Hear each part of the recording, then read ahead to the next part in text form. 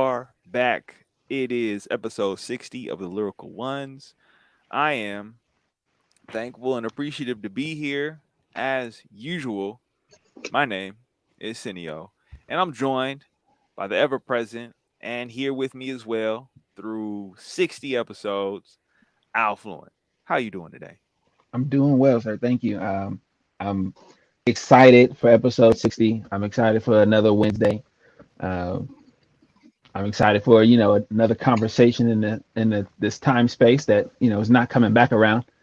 And so I'm happy to be in the moment, and I'm happy to share with uh, the folks that are here, the folks that are listening, the folks that are in the conversation. Um, Before we get to our guests, how are you feeling today? I'm good. I was burning a bunch of incense, so the screen might not look too clear right now, but I was definitely getting the woosah, getting in the zone. Make sure that center, get grounded. Um, you know, doing the best to repair myself, be restorative to myself. That's kind of the key words this week: repair and restorative. And yeah, just being in my essence, if you will. So yeah, I'm good. I'm good. I mean, it's always a good time to be here. All right, cool. So I'm real excited. We got a brother here by the name of Judah. Judah is here, and um, I see him as a griot. Well, Judah is the inaugural poet laureate, not the post laureate, but the poet laureate of the city of Pomona. And we're excited he's here. He's a family man, not just by um, dedication, but also is how he shows up and creates community and within the community and different places that he steps into. And he's a teacher and a forever student. And I appreciate him stopping by in this time space. Judah, how are you today? Man, I am very well, Al. I am well and very well indeed. Blessed. Um, yeah, I'm in alignment. That's what's up. That's major. Glad to hear that. I always think of the word alignment as an agreement and proclamation. Um, Mhm. is me, acknowledging what's right and what's working, as well as communicating to back to the world, to the Creator, that um, I have an intention as well, Mhm. and that they are in alignment. So I appreciate you saying that, and I'm glad to hear it. Word. Um, it was a I always feel like I'm never in the wrong place. Um, and so it's nice when I know that I intend to be there, right? Um, um, so what brings you to our episode, to our show, to our podcast today? Your lovely invite. Thank you, And thank you, thank you. short, concise sentence. Your invite. Yo, Judah, why don't you come to our show? Oh yeah, cool. And then kind of forgot for a while. Hey, Judah. Yeah, yeah, I'll come. Let's schedule it. Nice. So Yeah, it's pretty much hands. That's pretty much it. yeah. I like. Thank you so much, because it was really like a week turnaround after a month off. You know, Yeah. so that was really really smooth. And I wanted you here because I think we could all benefit. When I say we, I mean the lyrical ones, everyone that listens, everyone that stops by, our previous guests, our future guests. Um, we could all benefit from your energy and your wisdom. Um, and I think the compassion that you show up with. Um, and I think it's rare to find it, loud as it is, I think, with you, and very intentional.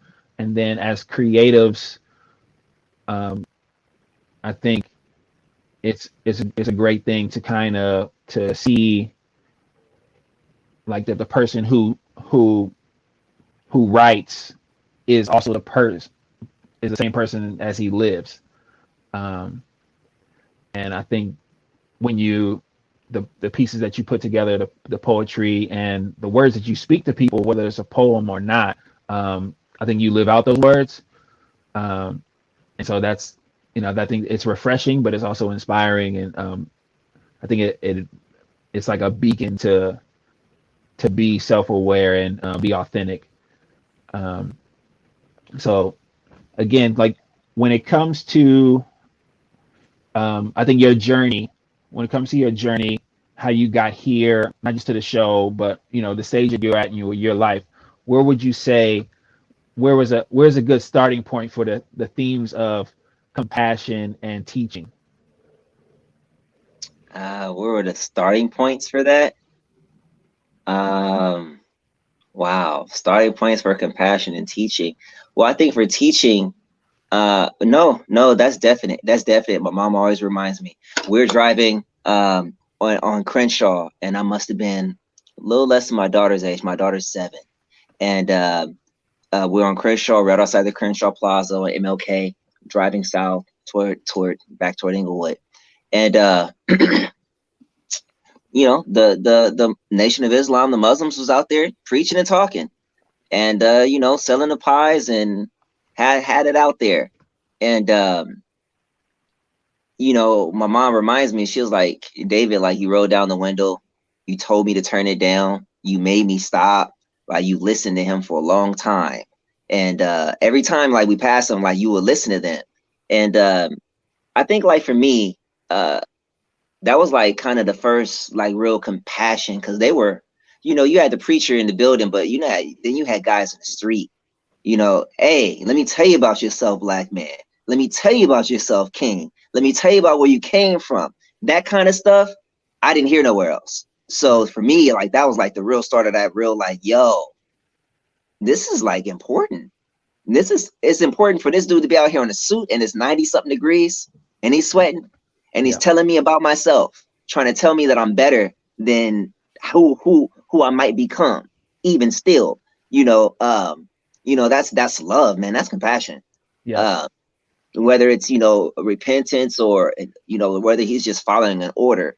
As a little boy, I think I received that. I translated that as love, as compassion, and teaching about consciousness and self-awareness and knowledge of self, because that's what that is.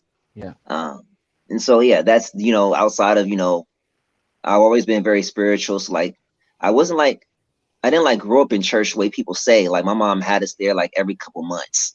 But I always read. So just being that I was always a reader, and always tried to understand, I think that's what made me compassionate. Knowledge makes you compassionate. That's it. Learning makes you compassionate. Shit, you're able to see and think and see outside your perspective, and the earlier the better. Right.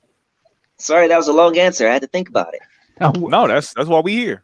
That's exactly what we here for. The long answer. That's right. That's why we're recording it, because so we don't forget.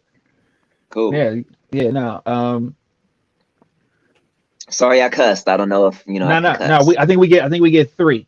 We try and keep it to 3. We try to keep it at 3. So you right. I probably did 2 already. You in alignment. My normal talking.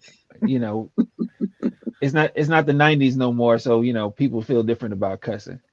All right, cool. Yeah, it ain't the 90s. Yeah, there we go. Not even cuss words to me no more. It's funny. I didn't used to cuss at all for like 10 years. Cuss or say nigga. Now it's just anyway. Same here. My brother.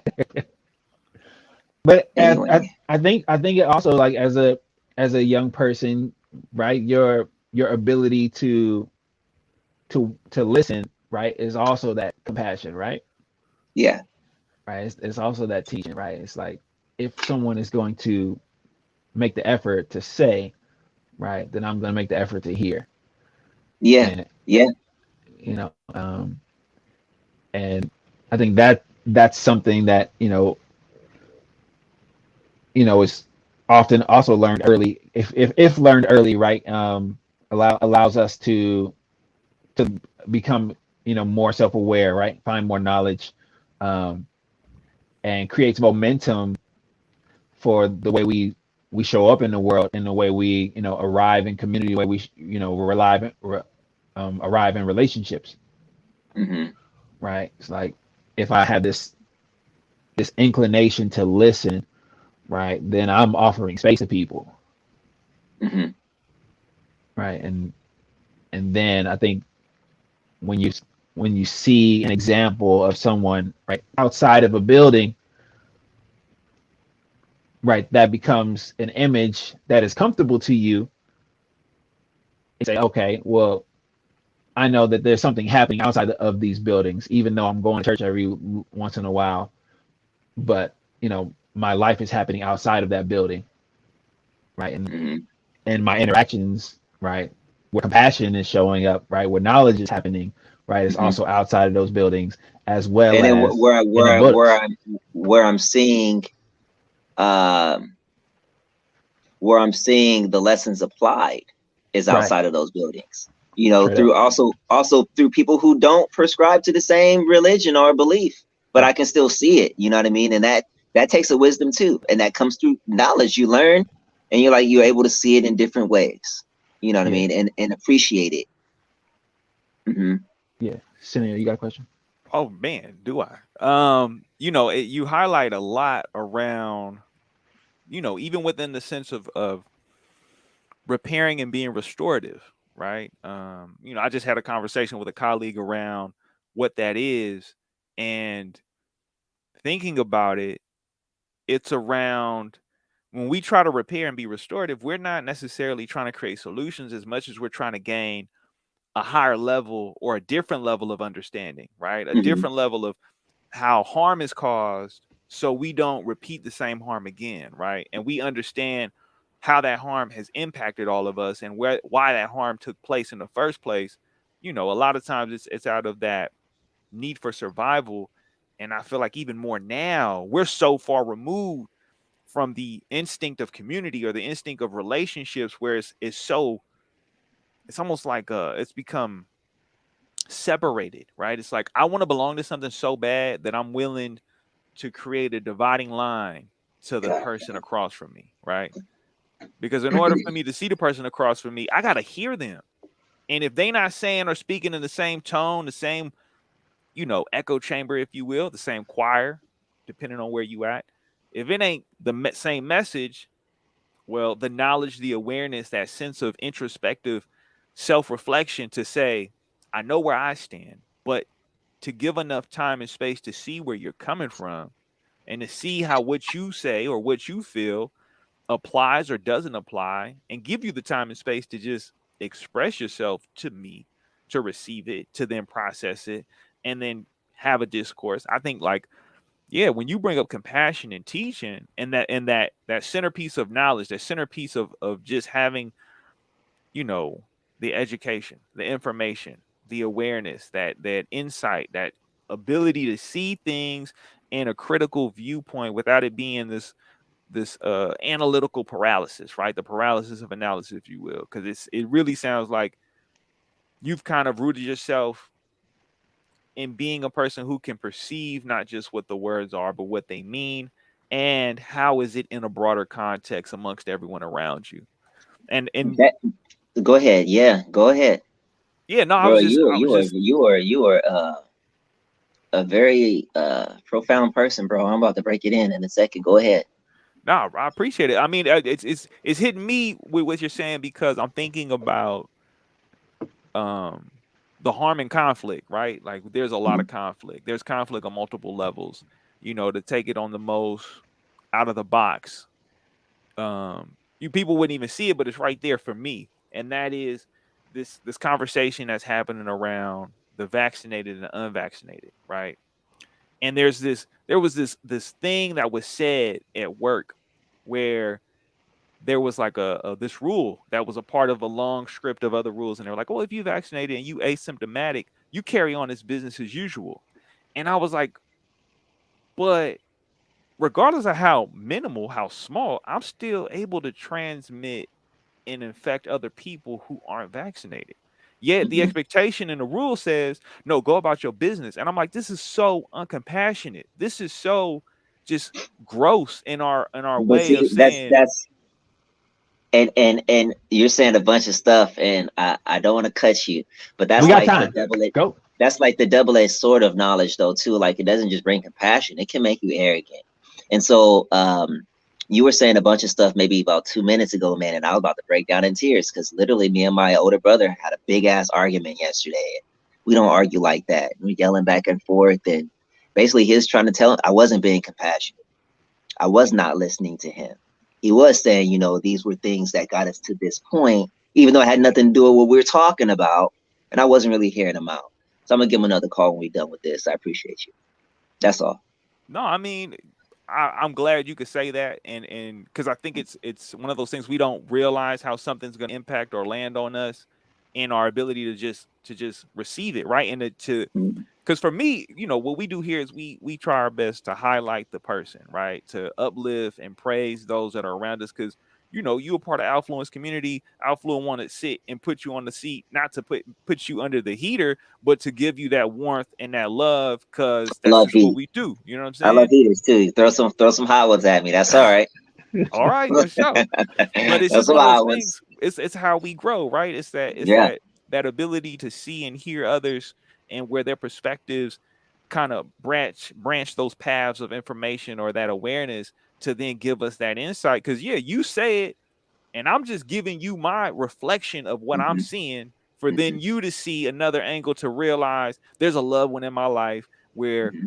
I want to repair that, right? Hmm. Because it is that education, it's that conversation that gives us the healing. Like, it's so vital and crucial for the connections that we have, that we value, to really figure out how do we communicate. Because then in that sense, it's like, okay, we communicated, but we need a little bit of time to step away, to process, to let things settle. Oh yeah, So that's and that then, that's real too. And a lot of times too, like just as so much as a prophet is without honor in his own home, as so much as the ones closer to you, the ones closest to you as well, don't get as much compassion or grace or mercy as someone you might just see on the random, who you might just heard in the spirit. Yo, go help that person out or this and that. You might hear the same thing about your cousin or your brother or your spouse, whatever. You might, ugh.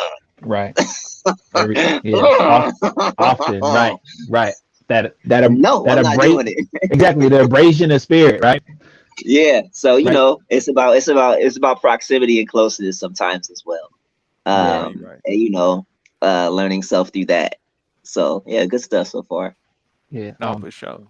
Like Sunil, you brought up that repair being really about understanding, and I always in my profession, in my career, of applying stress to the body and mind, I always remind folks that we're not getting stronger in the work, right? We're getting stronger in the understanding, given the repair, the healing, the rest, right? The recovery, right? The re-nutrition, right, of our body, right? So if this argument is gonna take some energy, right, to understand the argument, I'm gonna have to put some energy back into it afterwards. Hmm. I'm gonna have Yeah, to feed. I'm gonna have to feed myself afterwards, I'm gonna have to right? think about it and break it down and Yeah. all that. I'm gonna But move to the if I kitchen because the brother still is cooking. no worries. It's all good. If I eat, right, it's it's to do more work, right? It's to do more activity, more exertion, right? Whether it's my Yeah. exertion in my heart or my spirit, right, as well as my body. But at the same time, if I work, it requires maintenance, it requires recovery, right? So like I'm not getting stronger because of the amount I lift, right? I get stronger and allow my body to process what I've been, And the the heaviness of practice. it, Hmm. right? I got to come back. The stress don't make me better, but the stress is not bad either, Right. right? None of that stress is killing me, right? It's my Right. habits after the stress, right? So if I go hard and then I don't put back into myself, if I don't go back and look at that conversation or that argument, right, then I'm doing the work for nothing. Absolutely. I'm doing the exertion for nothing. I'm doing all this lifting and not getting stronger and not giving myself a chance to acclimate to the exertion. Right. And I think we get to that space sometimes where we say, well, especially with the folks close to us, we say, well, I'm just gonna let that breathe for as long as it needs to breathe, because they're not going nowhere and I'm not going nowhere. And a lot of times we may not have the argument the same, but I think we miss a chance sometimes to get stronger. Yeah, for We sure. miss a chance to get acclimated and actually become closer, or even strengthen the person close to us by what we've gone through. Because again, like if I show up, I think I was having a similar conversation today, um, where if I'm so focused on being understood or being heard or being seen that I lose my compassion, then Hmm. I'm still doing heavy lifting. Hmm. And you're And still not I going to be seen the way you want to be seen. nah, not at all. Hmm. You don't achieve that all the way. You shot way past that goal. Right, Yeah. right. Yeah, Mr. Green all the way. Oh yeah. Um, and I'm in a bunker, and I'm swinging blindly, and Hmm. you know until I until I come out of the set, stop lifting, and let my body then, and my mind and my heart, my ears, then hear the next person, and what's happening to them. Right, then I can come back, and I can grow from it. They can grow from it. We can grow from it. Um, Hmm. but Arsenio, like the idea of making a division just so I have feel like I have somewhere to be, um, is, I think, so prevalent right now, where people, instead of, because they don't feel like they belong, they'll step back and say, I belong in this corner, or I belong in this side. I'll find the Hmm. unpopular opinion and stand there, because at least in opposition to someone, they'll acknowledge me as this space being a place for me. And people would rather do the work, or they would rather, I guess, not do the work to belong, or like to be seen, um, or be understood, and they rather just work on, just creating those divisions. And I think now culture and media and practice, make it easier for folks to engage, disengage, um, without that time after the stress, right? Like what happens, like that healing and that reparation, that understanding, as you called it, instead of repair, right? The understanding, that branched perspective, they won't look for that at all. Yeah. And Judah, um, you being able to acknowledge, right, a conversation and an opportunity, right, to, like, to have some more discourse. Um, how often is that a rhythm that is in your life? Oh, man. Spirit, confront me quite often about things like that. Or just, it's not even so much even spirit no more. It's just, man, you didn't have to do that or say it like that. They're more sensitive than that. You know what I mean? You knew that was the way you talk, that shit's gonna hurt. You know what I'm saying? So, yeah, you know what I'm saying? So that just, it's more like just that. And, the compassion comes in, like, one that I acknowledge to myself that, yeah, I did that and I wouldn't have liked that. I acknowledge to myself what I am conscious of their situation, and then what I am aware of in our conflict, and then that makes me then, conflict over awareness, and then give them a call. Hey man, whatever that was, I apologize from And my how end of how it. did that momentum of Hasn't choice? occurred yet. If you're talking about, No, no, just in, you're in talking about, life. No, no, no, no. okay. Yeah, yeah. But in life, like how, like you acting on it, like one acknowledging it is one thing, right? But when did that start where you were like acting on it? Like when spirit reveals, like do you say, like, this is something I should do? Oh, it doesn't matter the time. I just pick up the phone and do it. Oh, It's so it's not been when happening. it's. It's been something that's prevalent in your life. Oh yeah, since I was like, since I had like relationships, 18, 19. You know what I Yeah, mean? yeah, yeah. You know, you learn and you value people in your life, and you value the relationship, and you know you also understand that things happen that can damage those relationships and trust. If it were done vice versa, would it damage your relationship and trust? Yeah. Okay. Cool. Well, then how could they make that better for you? Okay. Well, how about you try that? All right. How about I give them a call? Yeah, yeah. Hey man, I am sorry. Hey man, this is what I meant when I said that, and it came out like this, and I'm sorry. Hey, or you don't know this, but this is the way I've been feeling toward you, and you don't even know that, and I'm sorry. Yeah, I that's had to real. do that before to our homie. Yeah, you know, I just felt he had ascended very quickly in the art, and we had started at the same time, and he's like set a level. And I had seen him on TV one day, and it was the first thing was like, yeah, and then the second thing was like, man, that could be me. I called him the next day. I was like, hey, man, crying, sniffling, all that. I was like, hey, you don't even know this, bro, but I was jealous of you, and I apologize. I shouldn't be that way. You know what I mean? I should be happy for you at all times. You know what I mean? My time is coming, and it doesn't matter if it does or doesn't. You did your work, and I'm proud of you. But I Right. had to confess that to him, even though he didn't even know we hadn't even talked. But I still, for me, it's like, no, that was wrong. That was wrong. So I called that brother. I had to call him, and so Nice. that's what happened. Nice. Holding Like, man, yourself that was wrong. accountable, holding yourself accountable for spiritual energy. Like Hmm. that's what it is, because it ain't even about whether or not he know. It's the energy that radiates. It was the Because energy. yeah, you know, you hold it and you can harness it, and it could become something else, right? And it reveals who you are and what you mean and what they mean to you, right? Because Mhm. it's there's a level of deep compassion, deep love, deep just willingness to be vulnerable, and just being able to communicate that, because most people would store that, let it sit, fester. It's going to be on the back most furthest burner from the front of the stove, just simmering until that one day. Why they say it like that?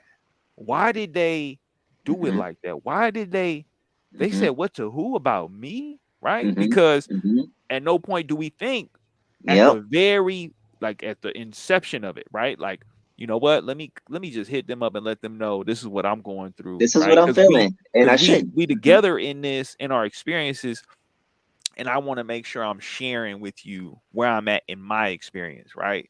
To be just upfront and 100, because I mean, to me, that reveals like, where did you what started that? Where did you see that? Where did you get that level of um I'm gonna be so upfront, That's right?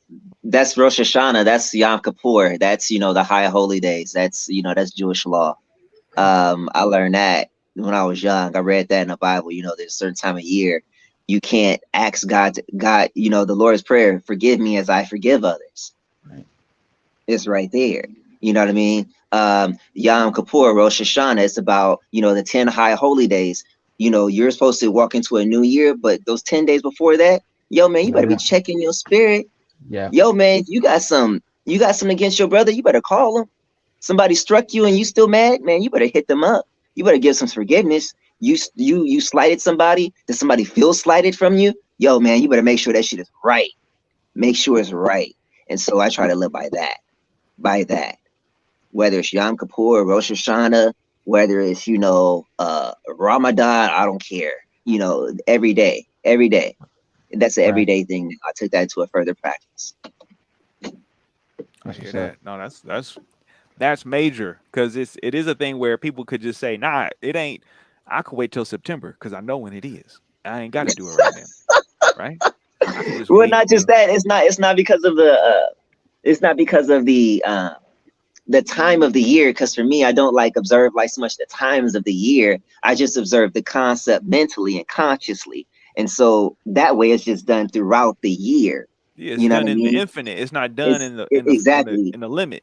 It's not exactly, and it's not done for reward or done for, oh, I need to do this so I can be. No, I just need to do that, yo. That's the right thing to do because I did the wrong thing Exactly. internally, That's mentally, it. spiritually, because I did that. I need to confess that, not just to myself, to you too. To you too. That's major. That is, yeah, no, that is definitely something to take into account. Cause yeah, it's easy to just bottle those emotions. You see something happen, you see someone's rocket go up. We building rockets together. Your rocket go up first. And then I'm like, whoa, my rocket ain't not yet. It ain't did it My yet. rocket ain't hitting.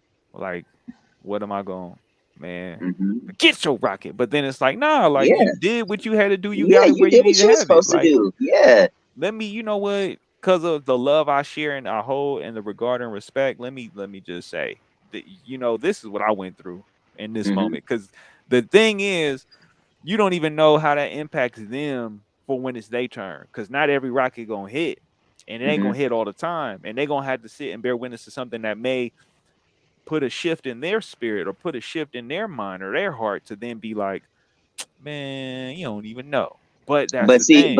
but not only that, like me going through that and me really assessing my heart and looking at myself.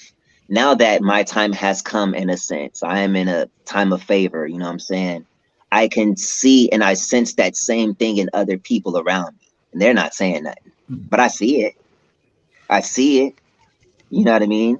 I was there. I experienced that same thing. So when I say something and you look up and then you look down, oh, I see it. You know what I mean? Or you don't come around or celebrate with me, I see it. And it's cool. I understand that. You know what I mean? So it's just cycles and it is what it is. You know, Solomon says, um, don't listen too much something. Don't listen to your servant cursing at you.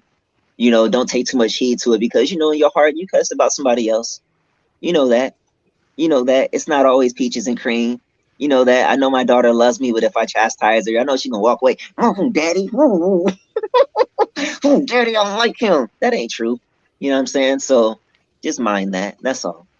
No, that's real. That's real. So, Hmm. in the form of poetry, where how did that develop in terms of you identifying within yourself? This is I'm a poet. I'm gonna be a poet, or I'm gonna make poetry. I'm gonna make this art form with these words, and I'm gonna have this impact and landing on people with these words. Um, when I was about 15 or 16, I was part of this, loosely a part of this all element crew called Aerosol Alphabetics. Fontana went to Etowah to high together. And these guys, they're not really the greatest MCs, but they taught me a lot of things about hip hop culture, introduced me to different types of hip hop, some stuff like Aesop and the Living Legend, some stuff that really got like more poetic. And they're like, you're more like this, you talk more like, you think more like this. And they exposed me to it. And so they brought me to Foundation was right outside of Dim Lights. Dim Lights was 2 nights later, went to Dim Lights, and that was like kind of a Mike and Dim Lights Pomona, 20 years.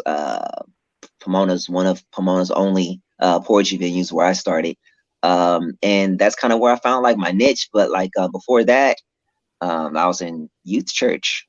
It was after my best friend died, and the pastor he got it. He was like, "I want something different today." It's like, anybody writing poetry up in here? And everybody was like, Squeak. I was Squeak at the time. Now I'm Judah the Lion, but then I was Squeak the Cub. Squeak. He writes, and I went up and I blazed it, and they started having something called like a Shadrach Cafe where they would like have the kids do poetry before the message or whatever the case. And then I started traveling with my pastor, like kind of just touring with him, and speaking and stuff before him, and then really blazing it. And I was like, y'all I might be able to do this. And this was before, Passion for Christ movement and this and that. And all the the bigger Christian poetry stuff. This is way before all that. And then, I was like, okay, well, that's cool. The church people are gonna clap just because I'm saying churchy things. You say Jesus, they gonna clap for the Lord. No, I'm gonna go say those same things out in the street, like the Nation of Islam dude. I'm gonna go say it out there, the same stuff. And sure enough, still fire. Blazing. And so that's when I realized I had something. When I took, from the little shepherd's corner to like no holds bars and smashing, um, and holding my own and having that respect, even though there at the time, like it wasn't cool to like to be a believer at poetry venues and things like that. Like it was very looked down upon to me. So me going in and spitting those type of poems with fire. And it should be undeniable and winning slams and stuff. And people like, yo, you just waxed everybody. That's kind of like 18, 19, 20. I realized, yo, I could do this. I could do this. I'm doing this. Okay. And then to take it a step back, even further back than that, you mentioned you got a brother, right? And you mentioned Pomona, you mentioned Crenshaw.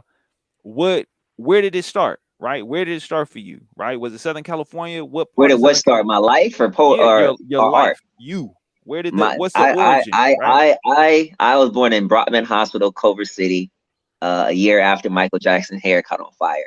Uh, I was raised. We lived in the jungles at that time when I was a very young baby, and then we moved to Jungles. What's the England. jungles? It's people all Oh, around the world. We got people in South Africa listening. oh, damn. They be like the jungles. What you talking about? The jungles is a just the area in LA is it was known for being real rough. It's a little better now. It's still kind of rough, but it was really rough back in the day. So and it was called the jungles because it was wild. And they still call it the jungles.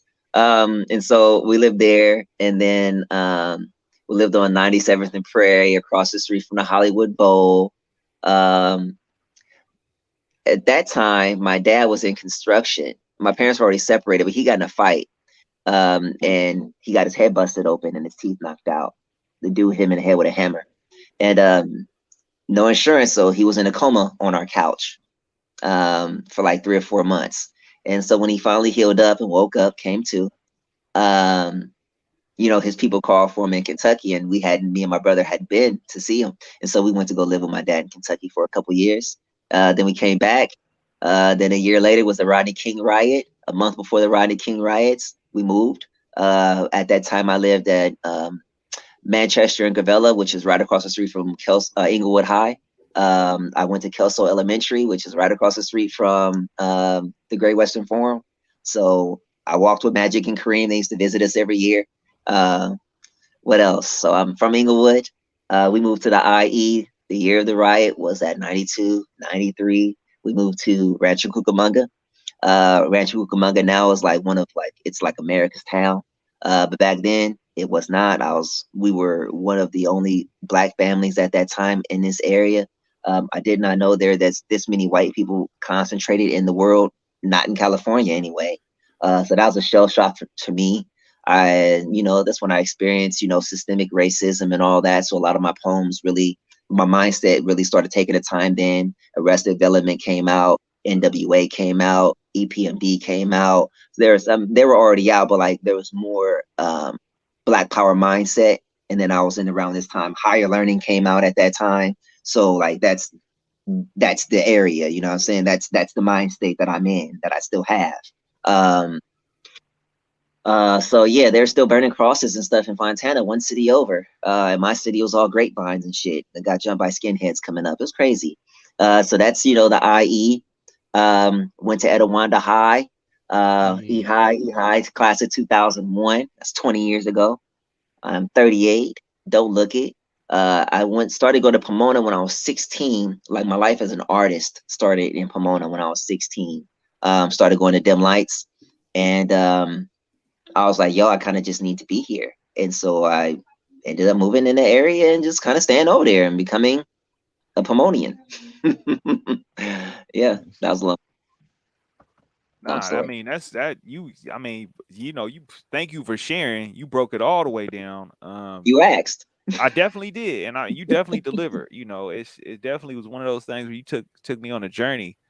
Having had that kind of different kind of to me, right? Being in Northern California, there's differences. There's differences, right? Mm-hmm. Even in being able to say like, i.e., right, in the empire, people don't really know, right? When you are from the land, it's a different language altogether of what the land means and is to you, let Yeah. alone what you experience within those different pockets at those times, right? Like it's easy to go down the street and be reminded like that's where it went down. for the person who just showed up, it's like, oh, this is the best property in the world. And it's like, little do you know, right? Little do you know the history or the blood that soils this road that you walking down with no care, no thought in the world, because you ambivalent to what I had to like. I had to build. I had to build. I built this, right? Like maybe I didn't actually put a foundation in, but my experience and my time there, that lays a foundation, that lays an essence that you get to now stand on, right? And I think it's important for people to know, like, not only celebrating the person, but also celebrating the fact that you came out of those things, right? To have to experience those things, to know that some of those things, as much time has passed, is still relevant, right? Like to talk about having health insurance and that still be a hot issue for people at a time when health is it's at the forefront of everybody's mind, right? You can't even sneeze without everybody doing a triple quadruple look at you on so many levels.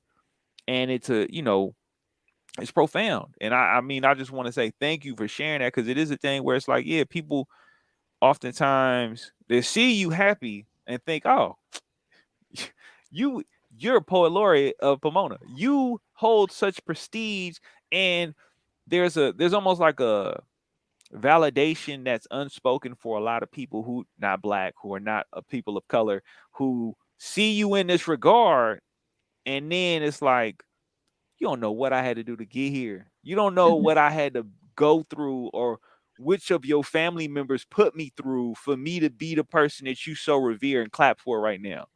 I mean, I have go ahead. well, I was just gonna say, how have you had to take that in as you now are still, you're a poet, right? You're the poet laureate. People listen to you. How much of that influences the work that you give back to the people, right? How much of what you experience and seeing that kind of, I'm in this place, how much of that influences the writing and where you are now? Um, I keep it in my forefront. On my Instagram stories every day, I go into my Facebook memories from when it started, and I screenshot stuff on my Facebook just to show myself for 12 years. Because for 12 years, I've been saying stay in alignment. For 12 years, I've been feeding people. Like the same things I'm doing now, I've been doing for 12 years. Like people see me like when I was broke, when I was hungry. You see posts where I'm like, yo, I'm saying these hungry hallelujahs today, this and that and the other. I was, you know what I'm saying? Like there's a lot that I did go through that I'm starting to show now. And I don't think people still are seeing what I'm showing them. I'm showing them that, before I had my building in Pomona, uh, shit, man, my transmission went out and I was about to go tour and I ended up broke and stuck in a city that I didn't like for a year. And I made $7,000 for that year. And then I opened a building the following year. So I'm telling you how I went from nothing and bottomed out to then having a building just based on faith and still bottling out. You know what I'm saying? And it keeps me in remembrance of those times as well, because they were not easy. And those times that were all part of this process. Man, I give thanks. My girl called me the other day. I was on my way to work. It was like 7. And just, I was just thinking about not the string of wins, but like the obvious favor that I'm in. Like God's hand is obviously on me. And like, I started crying, man. Like I can't help it. Like it's awesome. And so like, I take it serious. I don't write no bullshit. I do my best to stay real and be my best, most true and radiant self, but also I don't put up a front or a fake step. I show my true self. You know what I'm saying? If I feel like cussing, I'm cussing. If I feel like praying, I'm praying. If I feel like praising, I'm praising. If I feel like writing a poem, I'm gonna write a poem. You know what I'm saying? Otherwise, you're gonna see me be a dad or not. You know what I mean? But how do I give that back? I give it back in sections as it needs to be, intentionally. I give it back intentionally, not just in poetry. I give it back by building community. I've had this will be the 3rd year I've thrown a family picnic, a free family picnic for Pomona family artists. You bring your family. I'm gonna have food there. I'm gonna have jumpers and stuff. Like building actual community outside of art. That's very important to me.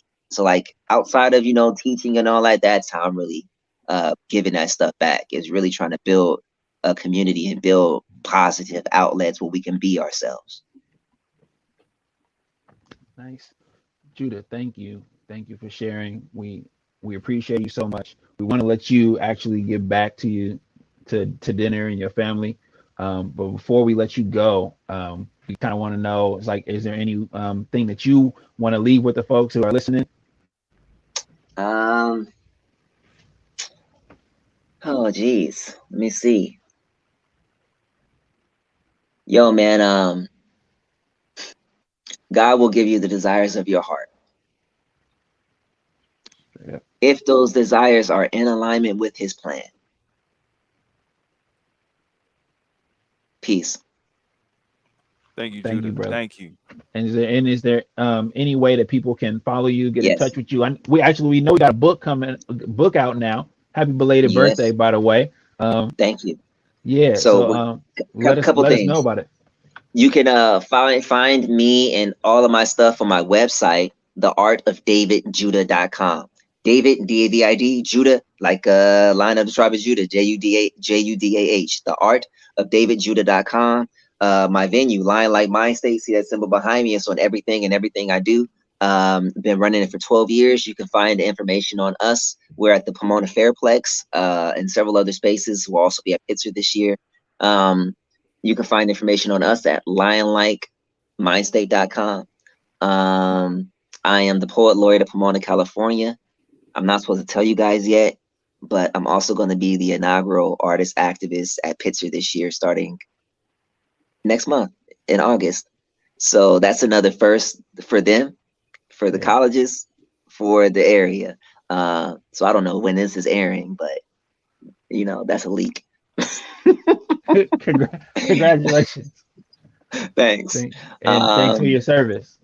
No doubt, no doubt. And you could just look me up. I'm easy to find. Judah One, David Judah, Oliver, or you could just now I'm so easy to look up because you could just look up the inaugural poet laureate of Pomona. There's only That's one. it. There will forever only be me That's as the right. first. As the Right. first. I'm out of here. I'm gonna go eat these ribs. They For That's done. it. sure. Peace. Love Beef you. ribs, not pork. Left on that note. Yes. The best way to No, go. beef, ribs, not pork. Clarity, right? There's no Yeah, just to make substitution sure for people know clarity. what's up. There's no substitution for clarity. No, that's what's up. Now we definitely going to have to run that back one time. Just because I feel like we was just getting cooking ourselves, and Yes. he highlighted a lot of vital things that I think are definitely takeaways when it comes to especially in the areas of education, that awareness, Yeah. that educating yourself, understanding, having a comprehension of what is, um, just so you can connect the dots. You got to look at the paper. Yeah. I think it's so important right now because yeah, like I was saying earlier, like I just I can see how people are so quick to like create those dividing divisions and try and just rest in their little buckets and just be disrespectful, be demeaning, be so devaluing to others because it's like you ain't with my gang, you ain't with my crew, you ain't with my squad, and it's like, but you still human, you still people, you still breathing the same air. I gotta be a little thoughtful. I may not like it, but I mean, we could talk about it Right. Some people don't even like their squad and want to hate on the next one. for real, for real. They like, oh, I'm stuck with this squad, right? I always bring it back to like growing up. Like I just remember the amount of conflict, harm, and violence that would come from just how a person would say something, right? Like my memories and my experiences, I remember how words would land on people and it would just lead to we gonna fight, right? And then as you grow up, people start fighting and people start killing. And it was like, Right. That's it. well, what do I value, right? Do I value hurting you to the point that you take me out, or do I value us being here together and me having an understanding of how to create space for you, right? So I can have space for myself, and we can have space where we know our boundaries, we know our capacities, right? And I see, like, whether you a politician or whether you a scientist or a doctor, whether you a organizer, whether you got something to believe in or something you want to do, whether you a fan or a geek, whether you a leader or just an aristocrat, like chill, chill, like educate yourself, get aware, understand, learn, because before you know it, I mean, people can only take so much, and I'm the type of person where I'm about solutions. So let's be solution based. Right. And if we ain't got solutions, well, at least we can know what's up and how what's been done, so we could not do it again. I mean, like, I think before, right, the solutions, right, there has to be some form of understanding, right? So, like, you kind of have to exhaust those forms of communication, and right, if we haven't exhausted those forms of communication, right, we're not moving toward a solution at all. We are becoming tired and complacent, and right, accepting what's given to us, accepting status quo, accepting harm, accepting, right, the dangers of all of us not being safe. And if we're doing that, if we're going to accept that, one of us isn't safe, right, then we then then it's basically a free for all. It is the Wild Wild West, right? It's that anything can happen, right? Anybody can get it, and anybody can be disrupted from pursuing the joy and the fulfillment that they want to have in their life. And I think even in that, there's still like an empathy, right? That exists when we can't see that one person's situation is relatable or relevant to us, though we're not in the same experience. We're living in the same system, and also not a part of. If we're not a part of the solution, we we are just as vulnerable. No, that's real. That's super real. It's super. It's plus ultra. It is definitely, when you don't take into the account of, like, yeah, if I ain't got it, who else ain't got it? Because there's that level of, like, yeah, vulnerability that can put you in a position where you're not safe. And I think that's the thing, is identifying, what's that safety look like? Because it's not so much to put it in the pronoun of who you are in the specific sense, as much as it is to zoom out and look at, you are a person of many people. What are the things that we could do for people that will then give you that space to feel like you're seen, that you're heard, that you feel safe, that you feel welcome, that you feel like you belong? Because we're oftentimes I'm taking a seat back, and I'm looking, I'm observing, and what is shown to me is, we so quick to dive into the details, we not even realizing that it's a part of a bigger book, right? That is this, what you focused on, a part of the same narrative or the same thread for a person to comprehend, right? Can a person really understand how this point connects to this point? Because right now, if I just hear one or the other, I can't even, y'all ain't even the same, y'all not even a part of the same planet, Right.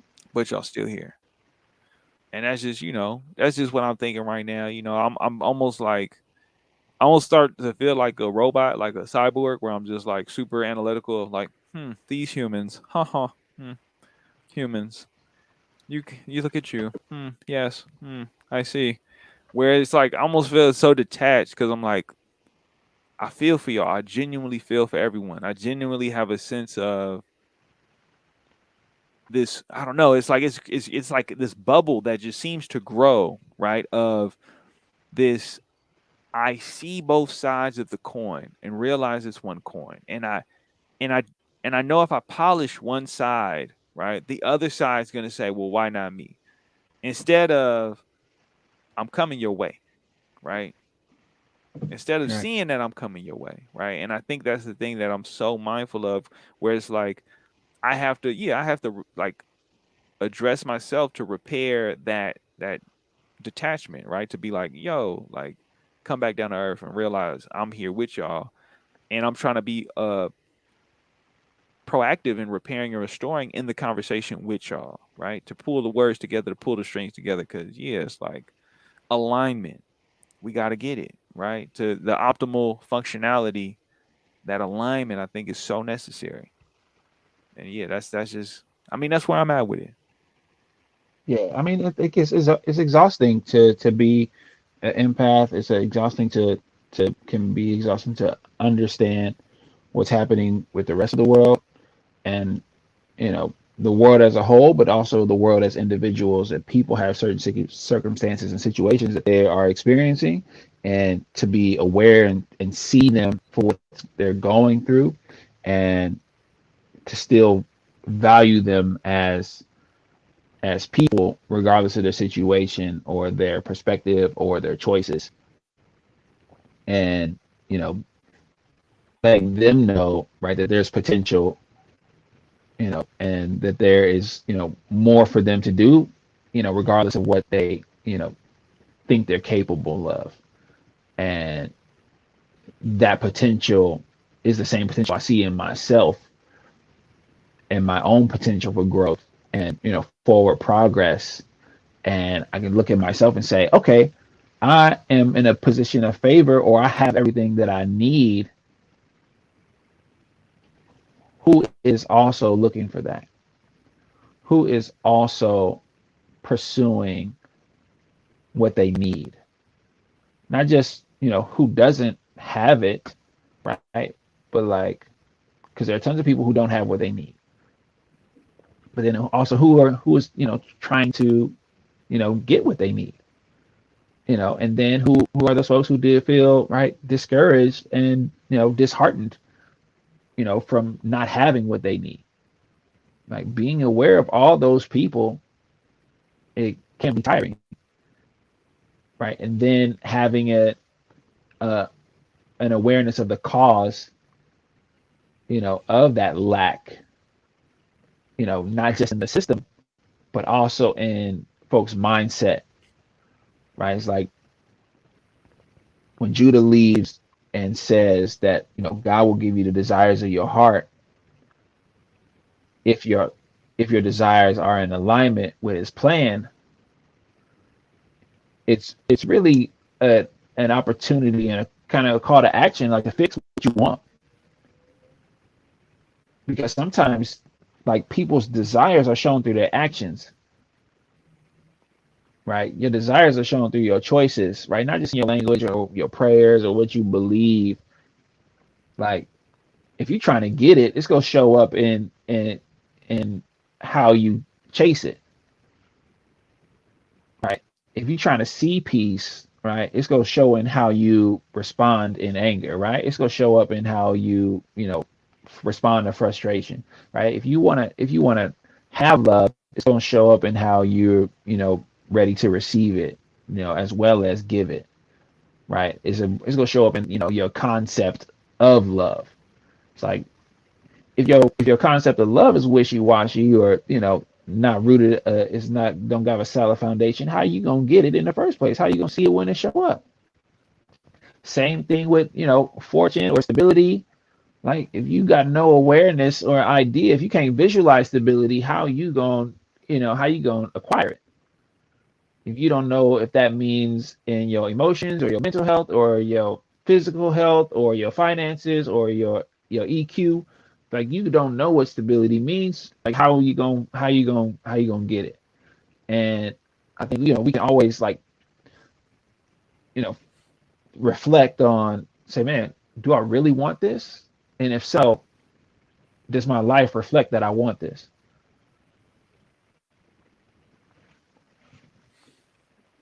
Nah, I mean, you definitely hit it on the head. Like being able to know right what you're going after, but then knowing it's more that comes with it than just what's on the surface level, right? Yeah, Like it's yeah, not just as necessarily, oh, I'm going after this. How am I going after it? And what is it? What is going to come to me, right? That emotional intelligence, right? That ability to be stable. It comes from the education of what stability look like for me, having an awareness of what stability looks like for others, to seek out Right. people who have some level of stability to engage and learn and maybe expand, or to even strengthen your idea and concept of stability, right? Because sometimes, yeah, you might come across people who want to chip away at it rather than add to it, right? Or want to even help you identify, right? Right. And I think that's so crucial. Like, it's important that we saying it to ourselves as much as we saying it to the people listening, and it's not to say anyone holds a level above the other. It's to say I'm witnessing what's going on and I'm speaking to it. I'm not going to avoid it. I'm not going to let it be, right? I think a lot of times what happens is people get mad that you said it, not at the fact that they did it, right? Like, so you going to say that I did it, but you did it. You're not upset at the fact that you already committed yourself to the action and the outcome, as much as you are the fact that I could say it to you. I have the audacity. How dare I even tell you what you did, right? And I think that's the thing that is like reveals itself in that idea of like, yeah, my stability is also tied into that. It's also tethered Right. to how do I and who am I with, right? How do I be with people, and who am I with? Who Right. am I to myself? What am I doing for me? Yeah. How do I How am coexist? I when I'm alone? It's real. Yeah.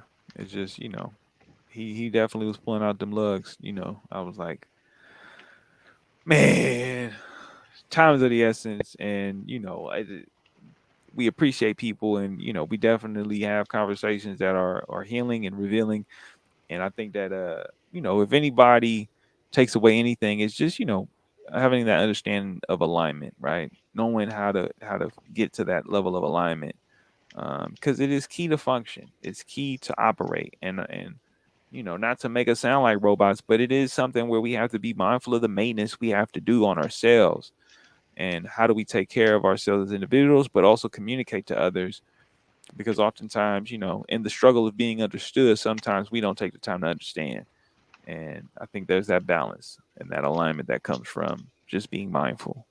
Um, I try Yeah. and tell people all the time, like, you got to really start with self. And the self I'm saying is that self awareness, right? The ability to see yourself from a different perspective outside of yourself. Because oftentimes you get so focused on what's in front of you, you don't realize you just let somebody into your circle that may try and burn your circle, right?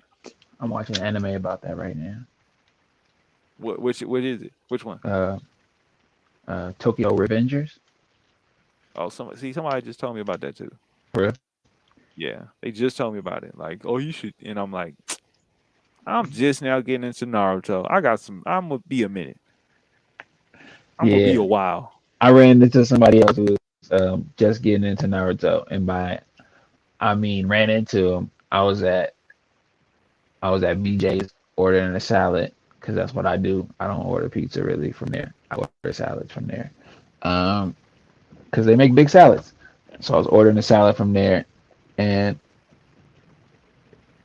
it was a black dude there, doing a take out orders. I said, "What? Who's your favorite?" Because I was on a phone conversation talking about uh, Halloween costume. So I asked him what was his favorite Demon Slayer character. And he's like, I haven't even started on Demon Slayer yet. People keep telling me about it. I've just gotten into Naruto. He's like, he just get into Shippuden, I think. Uh, so he was right there with you. It's a long haul because the first part is 500 episodes. The first part of Naruto is 500 episodes before you even get to the other 270 or something like that, 220 from Shippuden. Yep. Nowhere near Shippuden. Tell you that right now. I'm studying. I'm like learning. Like, oh, okay, okay. Nah, but it, Dakimayo. but it, right. So the interesting thing is right because there's a lot of like self self awareness that exists in that story.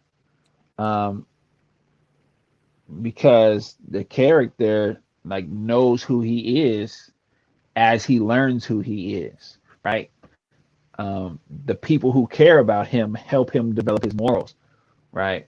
And he takes those morals to heart because of how those people acknowledge and show up for him.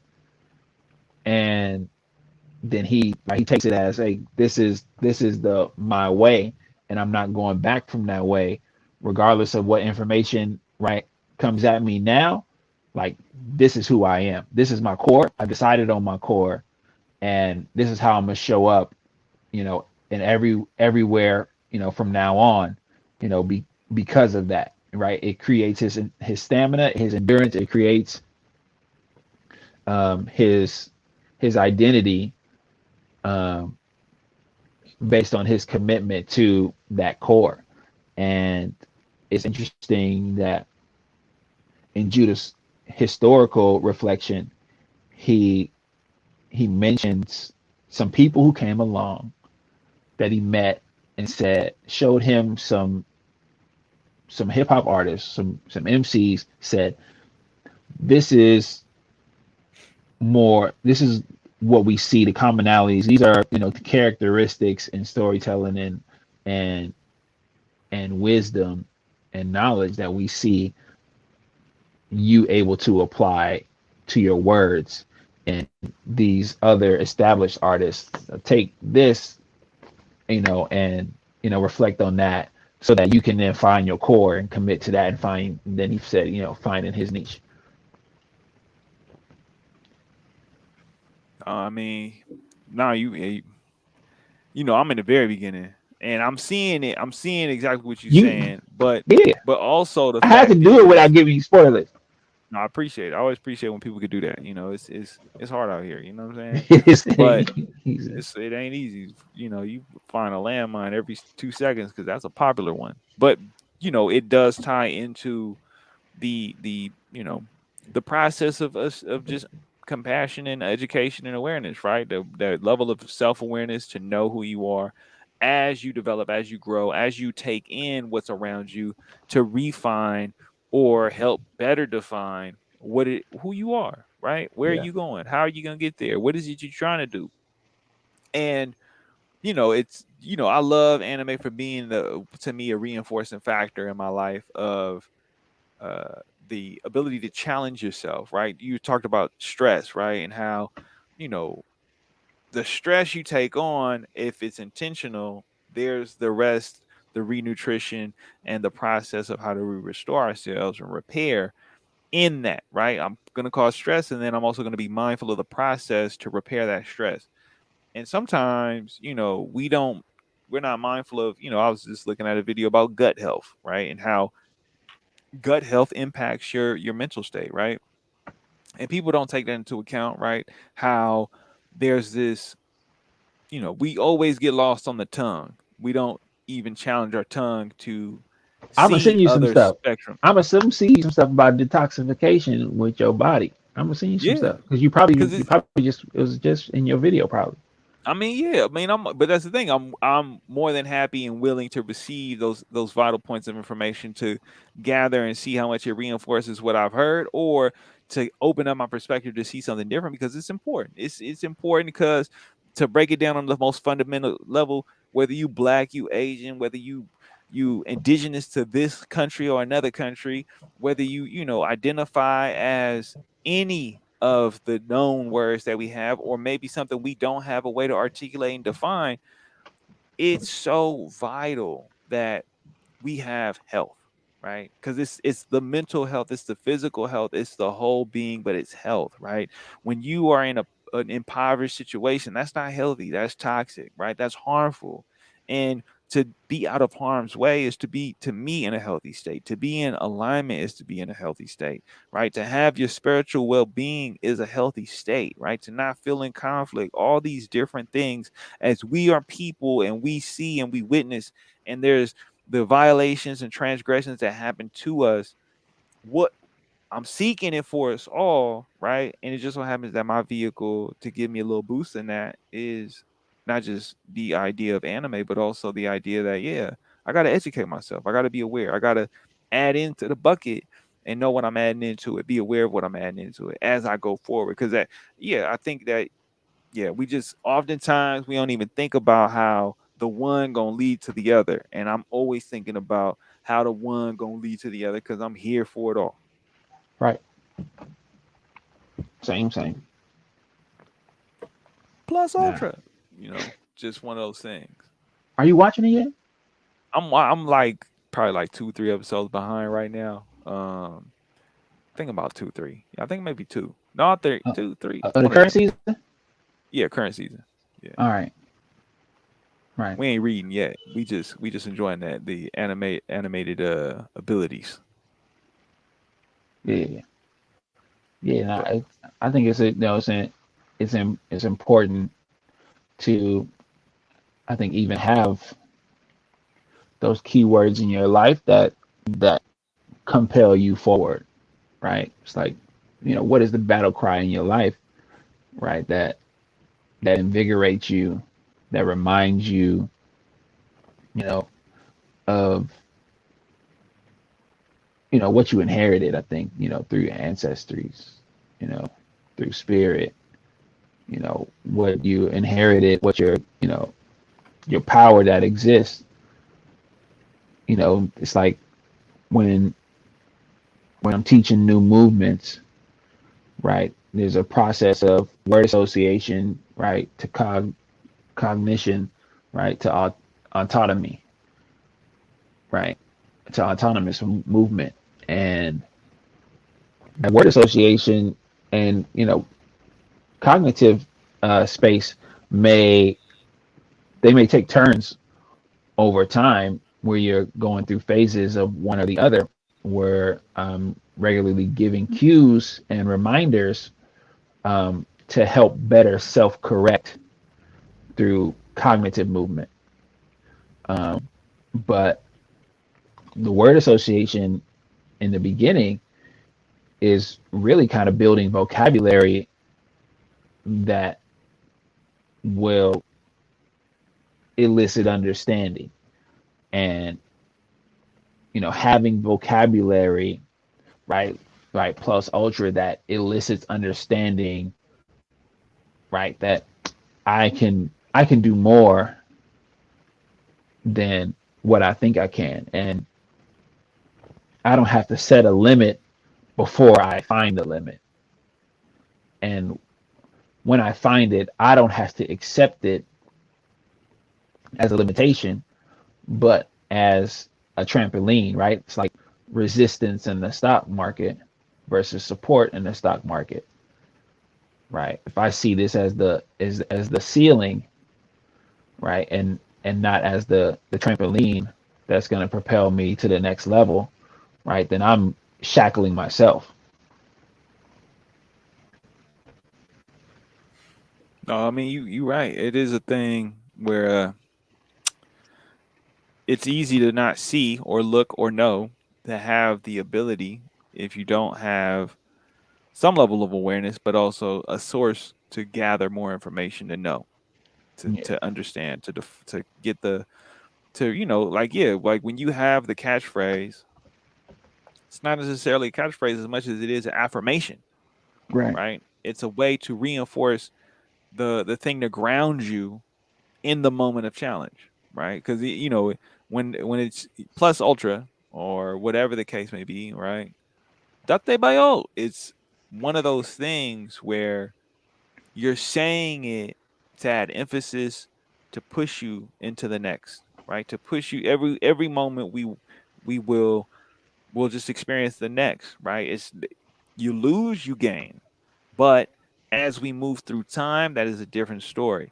And the more those affirmations, the more those words register, it's so clearly defined through your actions, through that growth, right? To right, what to what Judah was saying about being in a place they didn't want to be in, to then a year later being in a place that they as much maybe imagined to some degree couldn't believe, right? It's like I'm here now. This is where I'm at. This is what I'm doing. And to have that overwhelming level of appreciation for that journey. right, That's that time, right? Like You gonna clock in, you gonna clock out. Some is like, okay, that's what it is, just a routine. Sometimes you really gotta assess and think about not just yourself, but who else is impacted by that routine and that affirmation, right? Am I loving or am I caring or whatever the case may be? Am I happy, right?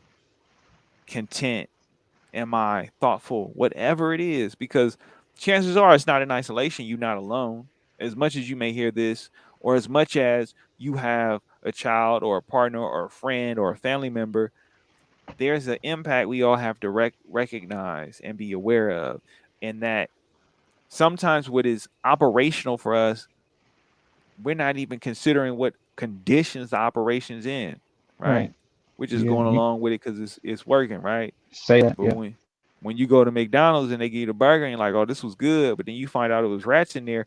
Under what condition was this operating? Changes your appreciation for it, right? Yeah. And that's what I'm saying is you got to really know, right? What is the condition you're in? And those affirmations, I think, go a long way because it's important to lay down a foundation of intentionality. It's important to lay down a foundation of what it is we asking for, right? Whether you believe or you don't believe, you alive, right? There's going to be green lights, there will be red lights, there will be stop signs, and there will be times when you need to look to the left and to the right and realize I'm functioning in this larger conversation, this larger connected, intertwined web. And there's a profound grandness, if you can see it. Not everybody can, but this inner workings, right? We all play a role. And when you have the ability to just harness and anchor to know that this not is pulling you down as much as it is giving you a moment to be still so then you can move again, right? Green means go, right? You look, it's safe for me to go. Where am I going next? How am I going to get there? Am I safe? Am I safe to those that are around me? And I think it's important to take those things into consideration and honor, appreciate, and not necessarily just get lost in reflection. Use the reflection as Judah did to highlight the possibilities if that's something you want to do. Right. So Alfluent, you got any final thoughts, any final words for the people that are listening on episode 60 of the Lyrical Ones podcast? I'm really happy we made it to 60. Uh, that's very very exciting in a lot of ways. It's like five seasons. And um, 5 seasons anywhere. In sports and entertainment and in life. Or is a milestone, I think, and maybe not the round number of people think of. Um,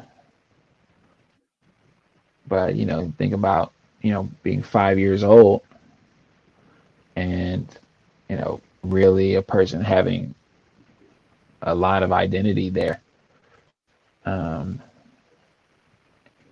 and a lot of self-awareness, even though their perspective or experience is limited. you know they know a lot about the world that they're in, um, and what they have been through. They've retained and acknowledged a lot, um, and I feel like we have retained and acknowledged a lot.